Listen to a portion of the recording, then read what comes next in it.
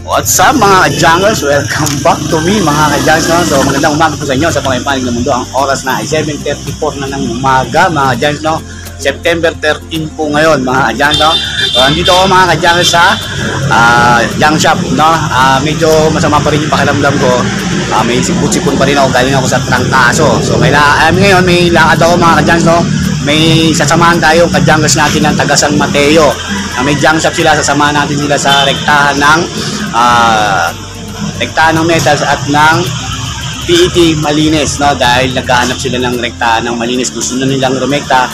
Dati nagpapahakot lang sila, yun ang pagkakaalam ko sa pag-uusap namin mga ka-junglers, no? So ang usapan namin alas 8, so 7:34 na. So malapit lang naman ako, ang kitaan namin mga ka-junglers ay SM Marikina. So malapit lang ako rin doon sa SM Marikina, dahil San Juan lang ako. Isang straight lang to ng yan, straight lang yan, Cubao na yan, tapos sunod nun, Marikina na. So tatakbuhin lang natin yun ng 15 minutes lang yun. So yan mga ka-junglers, no? At kita-kita tayo mamaya. At siyempre, para hindi man masayang yung panonood, magpa-price update tayo ng presyo ng kanso, dahil may bagong bato naman sa akin yung rektahan natin, dahil may pagtaas to. So nakaraan pa naman itong pagtaas, so ngayon ko lang may masok. So yun, may pagtataas kasi yung nakaraan, so ngayon ko lang may pabato. Yun nga, nagkasakit ako. So ngayon, yun nga, may sasamahan tayo ngayon. So tara, puntahan na natin sila, baka mainit sila sa atin, no? So tara, let's go.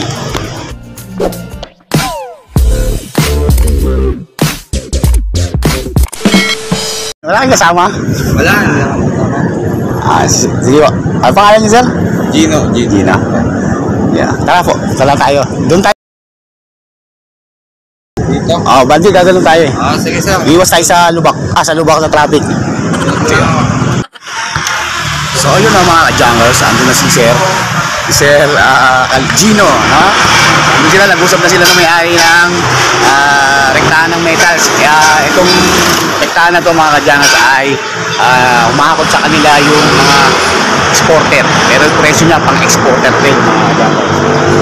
So ito una naming lakad, exporter. So ngayon pupunta naman kami sa susunod naming stock pupuntahan mga ka-junglers, no? So medyo malayo yun mga ka-junglers. Antayin lang natin, nag-uusap pa sila ng mga boss, no? So tara, let's see, update ulit kayo mamaya.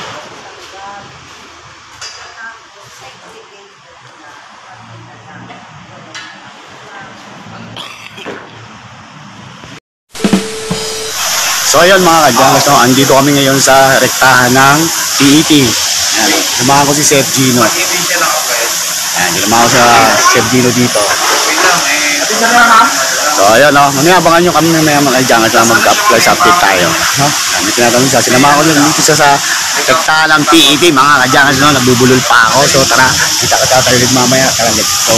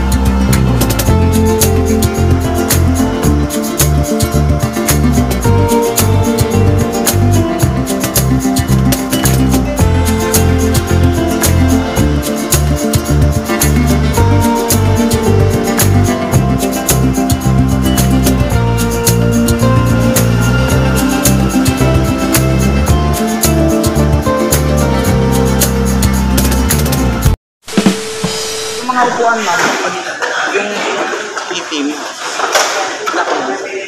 Kumeno. Basta black. Basta black siya. Ayun.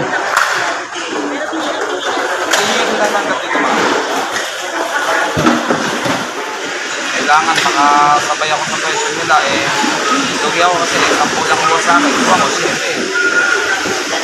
yung katabi kong dyan sa 10. Ano yun? Dati sa din ko sa akin yan. So yun ang mga ka-junkers, ang oras na 11 na ng umaga. Dito naman kami ngayon ni Sir Gino sa Malutungan. So sagarin na lang daw niya para andito na rin kasi kami mga ka-junkers. So, pinuntahan na namin lahat nung hindi niya nirerektahan, ngayon magre-rekta na siya mga ka-junkers. So tuwa si Sir, ang mga na-discover niya sa mga umakot sa kanya.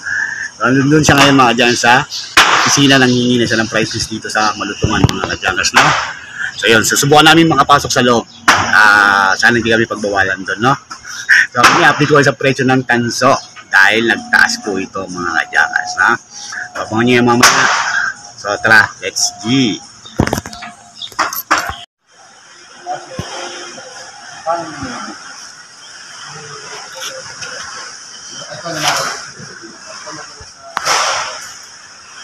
yun? Ano yun? Yung mga malutong na hindi makinakain. Yung mga load ng bed. Lagayan ng tubig. Yung itim.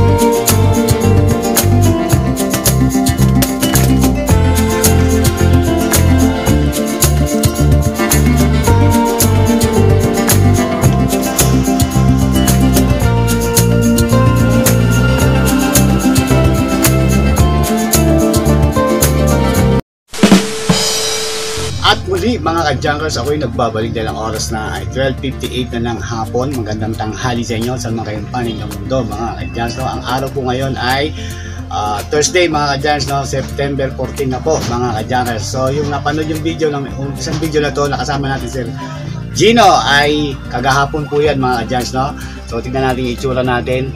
Wasted. So ayan mga ka-junkers, no? Meron pa rin akong flashback ng trangkaso ko mga ka-junkers.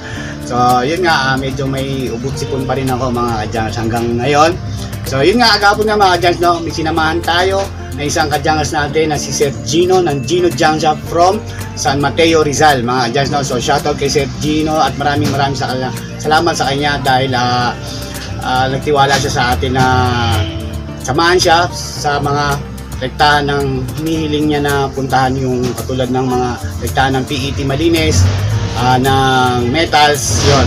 So nandun na kami kagapon, pinuntahan natin namin yung rektahan ng Sibak dahil marami rin doon siya naiipon na Sibak. At syempre pumunta na rin kami doon sa naitanong niya sa akin yung rektahan ng Malutungan. So yun yung huli nating yun yung huling napanood niyo dito sa video to, yung naglalakad siya, tinitignan niya yung mga klase ng mga malutong doon mga ka-junkers, no?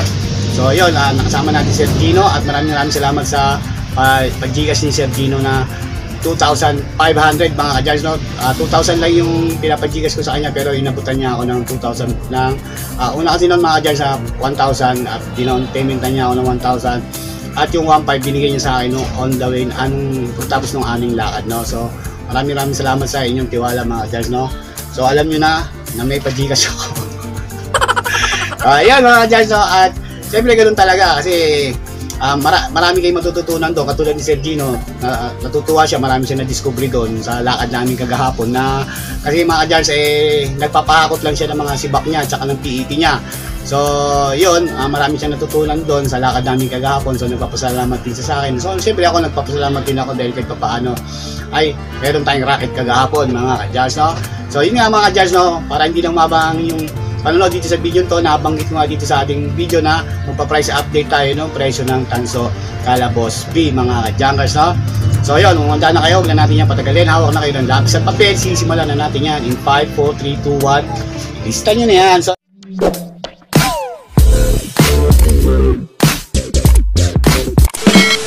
So ito mga ka-Junkers, no, binato sa akin to yung September 8 pa, mga ka-Junkers, no.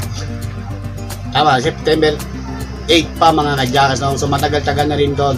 At yung last video ko na nag-abiso ako ng Tanso, so ito na sinundan nun. Ngayon ko lang ulit ma-share sa inyo, pero mainit-init pa rin to sa presyo na to, do.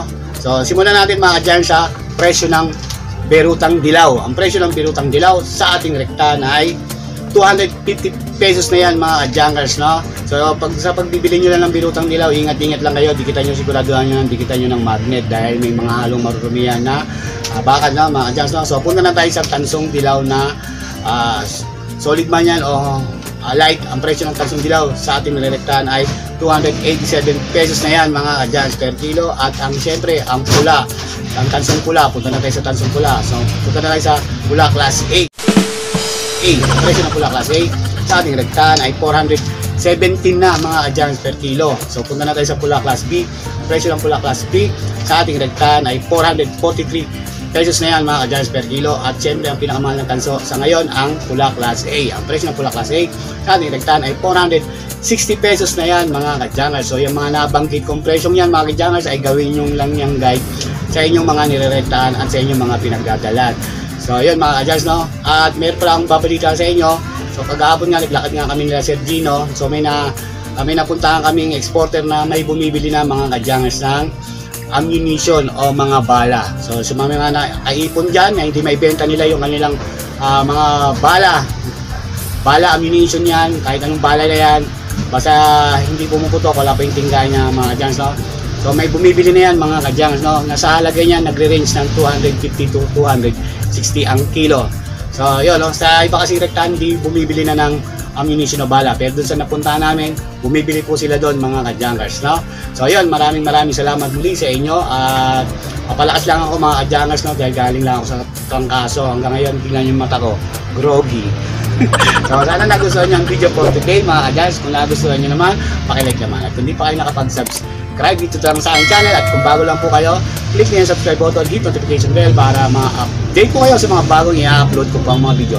So muli, ako po ang inyong ka-Junkers na si Erwin. Kita-kita po tayo sa susunod. See you on my next vlog. Bye-bye, mga ka-Junkers.